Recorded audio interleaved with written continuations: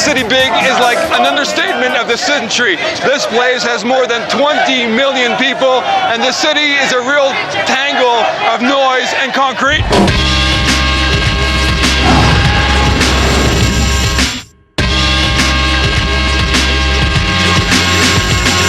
So there's still a lot of poverty in the country, but Mexico City is one of the richest cities in the world.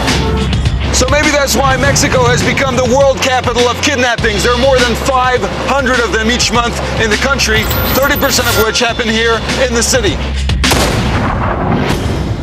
So if you want to take a real underground visit of this crazy city, Mexico, follow me. It's going to be a lot of fun.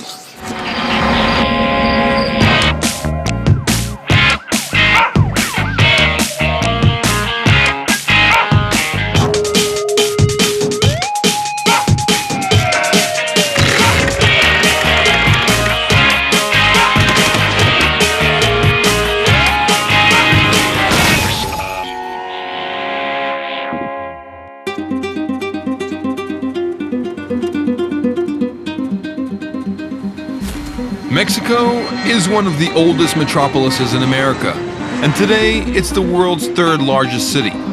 It thrives as a political and economic hub of the region, but it is threatened daily by daunting challenges. Trapped by surrounding mountains, a thick cloud of pollution chokes everyday life. A violent drug war rages, and organized crime and corruption are at an all-time high. Yet amid all this madness, a vibrant culture continues to flourish.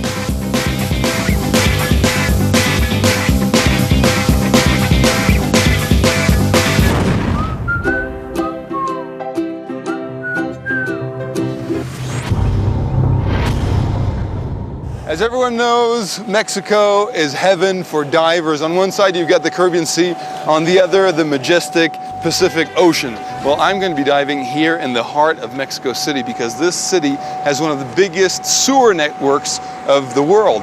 And so they've got a special team here of sewer divers, and it happens right here. Waste from this urban sprawl runs through hundreds of kilometers of pipes and pumps. Stressed by population and pollution, blockages can create havoc in the city, unless Mexico's sewer divers can get there first. Are we really going down? Oh yes, we'll go down. Let's go dive. Yeah, of course. We're going in. It's an incredible job what you do here. Yeah, no one knows about our job. No one knows about it in the world. Julio is chief diver, and he willingly spends hours under this ocean of filth to unclog the sewer system. I hope that it's going to be okay, because they've got some very serious gear here to go down there because this water is hyper-toxic. Human feces, toxic waste, broken glass, and shards of metal. These are some of the blackest waters you can find. Well, this is our diving gear right here. Wow, it's very heavy. Yeah, and this you have to put around your neck. It has a communication system, it has earphones and a microphone. And this is our wetsuit. Incredible. And it's totally waterproof. So what's the real risk when you're down there? Well, when we go down, if you puncture your suit, you need to get out immediately. What, like the water can eat your flesh or something? Yes, if you have a wound, it can get infected by the water. And that might be a big problem for you. That's why we have to be careful. I need you to try this one. I call it the toilet seat. Yeah, that's what it looked like. There you go. Slip your head on. Put it in. It has to fit well, huh? It feels like birth, actually. Yes. Make sure your head is straight. Is it too tight? Yeah, a little bit. Can you bear it? Yeah, I can stand it. Custom-made rubber suits designed in Norway are the diver's only protection from injury and infection. And Julio has added his own touch, duct tape, to make sure that nothing gets in. Okay, when I close it, you can start breathing. Take your hands away. Okay, can you breathe? Breathe. Everything okay? Okay, let's go.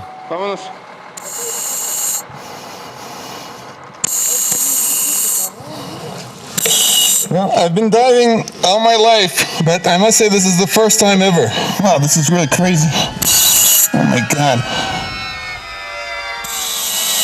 Well, I'm telling you that as I look down here, it doesn't look very... it looks quite horrible. Okay, here we go.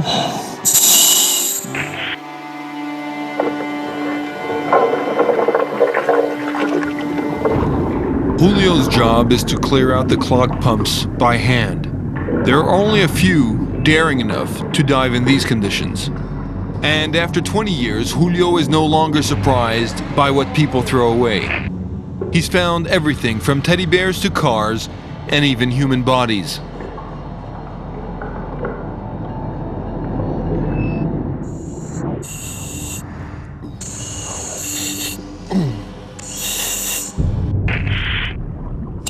The waters are so black that you literally cannot see anything. So what these guys usually do is that they dive here for hours in absolute darkness, working in this darkness. I mean, it's crazy. It's quite amazing. Because when you actually have to swim in your own junk, this is when you realize that you have to pollute less.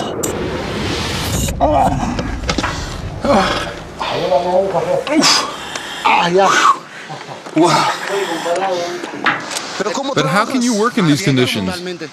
Well, you're totally blind. When I reach the bottom, I try to get my bearings. According to where my bubbles are, they guide me. It's like working completely blind.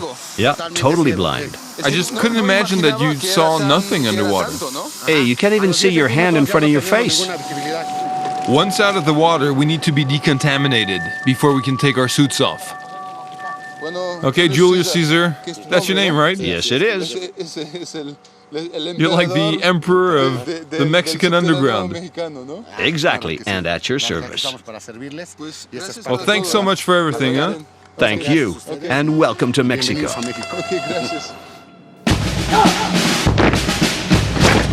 Above ground, the pollution is not the only problem. The country is at war against powerful drug cartels, and these soldiers are on the front lines of a bloody battle that has already claimed thousands of lives. Well, usually when I show up in a city, I want to find out where the good museums are. And it turns out that there's one very unusual museum that is right here in one of the toughest army bases of Mexico.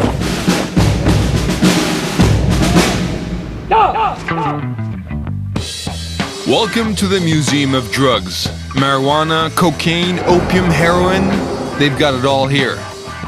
It's not open to the public, and the purpose of this collection is to document the Army's 33-year-old history in narco wars.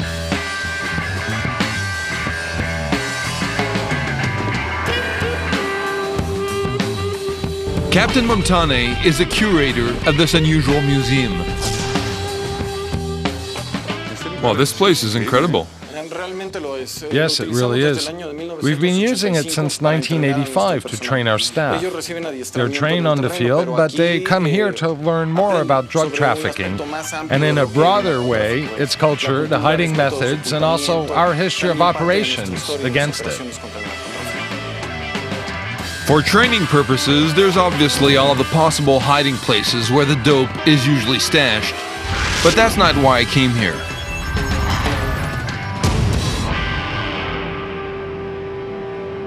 Is this the way the narcos really dress? Well, in fact, nowadays they keep a low profile.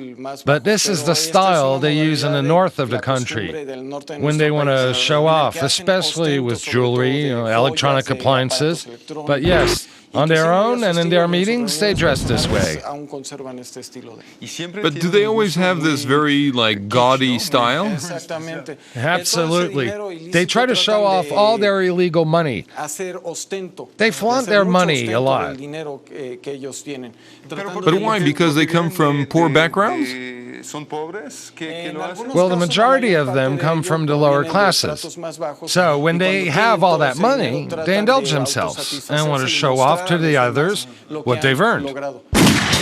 And pimping their guns is a great way to show off. Solid gold, diamonds, and even a platinum AK-47. These weapons cost thousands of dollars, but drug cartels make $20 billion a year, so it's no biggie. Do they actually work? They work as guns, but all these ornaments make them inoperative, because they may jam or keep them from functioning properly. Also, they're ignorant about the maintenance of these guns. They just want to show off. On this one, it's written Versace. That's right, it says a lot about the taste of the owner. And so, how is the narco culture changing right now in Mexico? Well, as society changes, the drug traffickers also change. The previous generation used to enjoy their life in the countryside. They used this kind of gun. They were very ostentatious. They're very flashy. Nevertheless, the new generation, the so-called narco juniors, they have different habits. They drive luxury and sports cars. Like this guy, he's a narco junior, right? Exactly. He is an example of the next generation of drug traffickers. They go to college, they travel and live in well-off neighborhoods, and they try to mingle with the common people.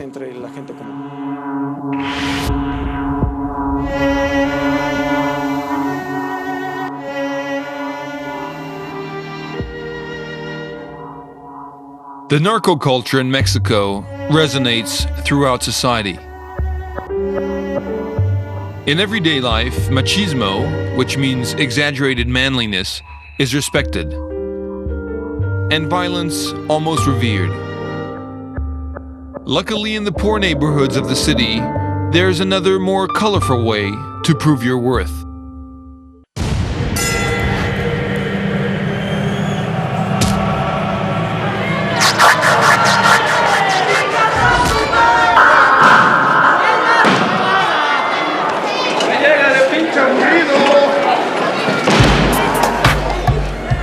Welcome to Lucha Libre, the traditional Mexican wrestling that's been around for over a century now. It's one of the most macho sports in Mexico. The fight is fake, the costumes are wild, but men come here because they like a good battle.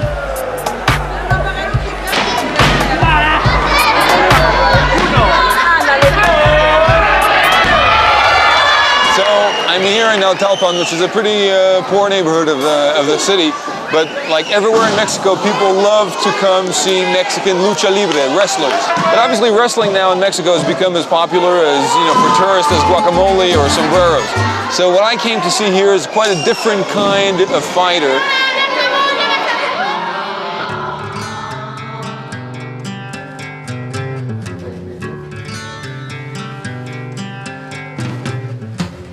These guys know all about the macho culture of lucha libre. As gay wrestlers over the years, they have had their share of insults, beatings, and humiliations. But they have never given up. And today, they are slowly being accepted by the public. Man, I wish I could have dresses like yours. I mean, where do you buy them, really? Now it's much better. I think we can have a relaxed conversation now. It must be very difficult to come out in Mexico, right? Because it's very hard to be gay here. Yes, it is difficult. It's hard. Well, for instance, when you're gay, you always have to find a way to get around it. You can't, just be a nobody. You have to make a lot of efforts to rise above it all. So why do you do this? To change society or something? Yes, of course. When I started wrestling, people used to make fun of us. They rejected us. But today we have started winning their respect, thanks to our work. Because of your work? Yes, thanks to my work and my performance. In the ring, you have to be enthusiastic. You have to win. You have to prove that you're not only feathers, glamour, and panties. You have to prove that you're strong.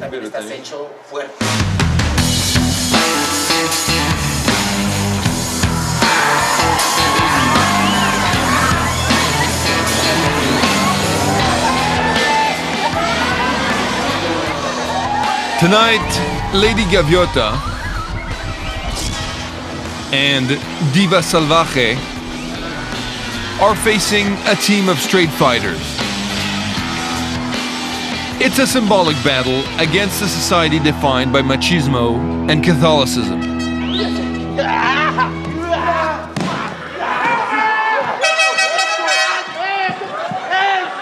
Hey, he climbed on my butt. That's an illegal move.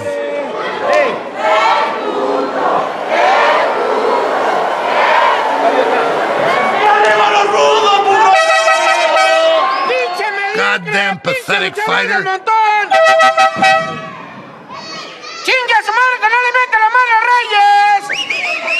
It's amazing the insults that are spewed out. Everyone's insulting everyone. Reyes, kick his ass, you sissy. I used to think that wrestling was only for tough guys and that there were no room for the gays. Apparently I was wrong. Look, to accept a wrestler here, he needs to do a good job, to be a real professional. You mean it's about the quality of their work? Yes, they have to work well to win over the people.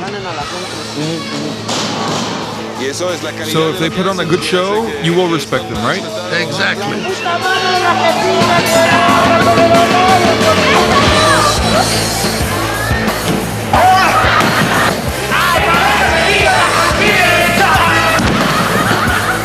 Despite pulling out their best moves, Team Gay was defeated tonight. And I want to find out what Team Straight thinks of it. So, did you guys win? Well, you bet we won. Of course we did. You saw the fight. We beat those queens. So as wrestlers, does it bother you that they are gay? Of course, they try to kiss us all the time.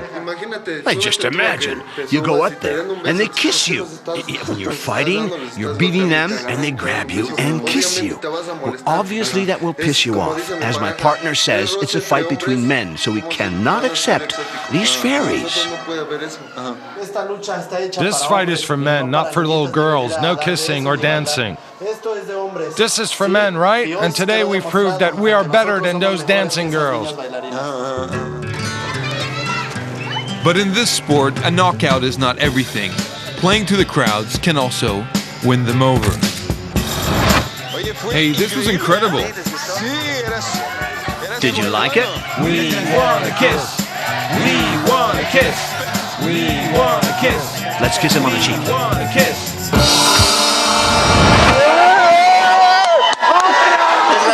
Well, unfortunately, there are not many of us in this sport. Most of them are tough guys. But the public, they recognize that we're the best. And we are. We're the queens of the arena. We are. We are the number one. Yes.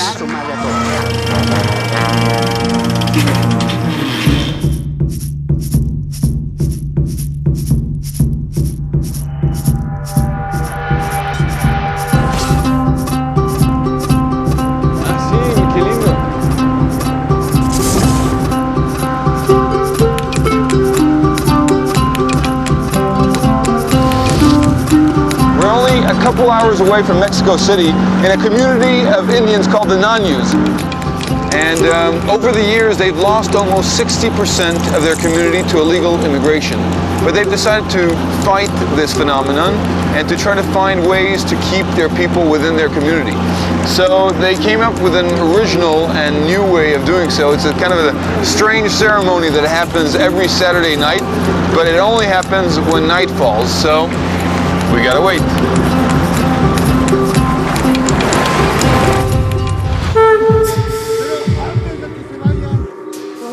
This is the Caminata Nocturna, a simulated border crossing experience from Mexico into the United States. Intrepid tourists from around the country come here to take part in this adventure. The Ñañu tribe have created this odd theme park both to make money and to scare potential emigres from trying the real thing. So what's going on here is that every weekend they do a simulation of what it is to cross the border with passers, migrants basically, and also U.S. police, border police.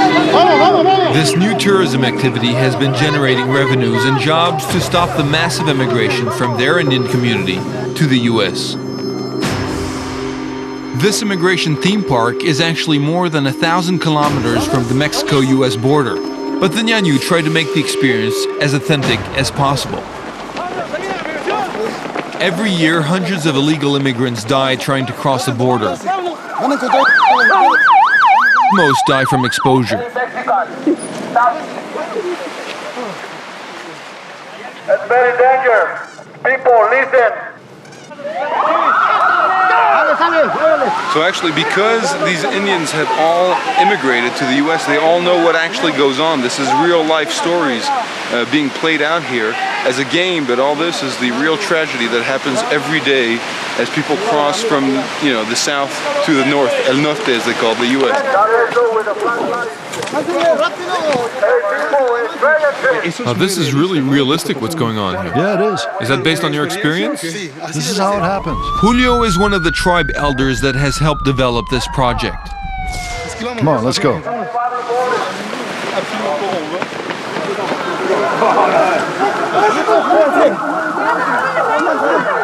Well, I don't know if this hiding method is going to really help me. Why did you come today? What did you want to find here? Well, I always wanted to know how the Mexicans cross the border to the States, you know? And do you think that new generations of Mexicans are going to try to stay now and not go north? Well, you know, it all depends on the economy of our country. If there's enough work and improved development, I think that the Mexicans and the others won't need to go to the United States.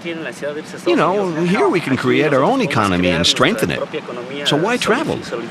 Well, maybe we'll do it as tourists or, who knows, for business.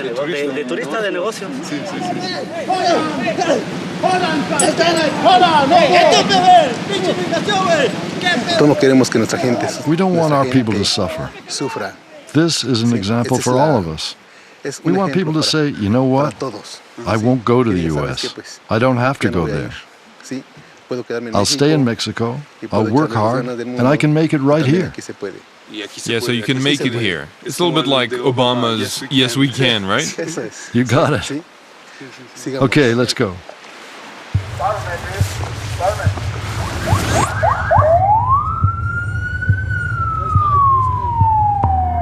In the end, we get caught by the border police. And don't ask me why, but we're blindfolded and then herded like cattle. Well, I don't know if it's over or not. But anyway, it's been going on for 6 hours, so I think it's like 2 a.m. or something. Anyway, I hope you enjoyed our little trip around Mexico, and I hope I'll see you somewhere else on the planet soon. I just don't know when this will end. I'm freezing. Bye, everyone. Cheers.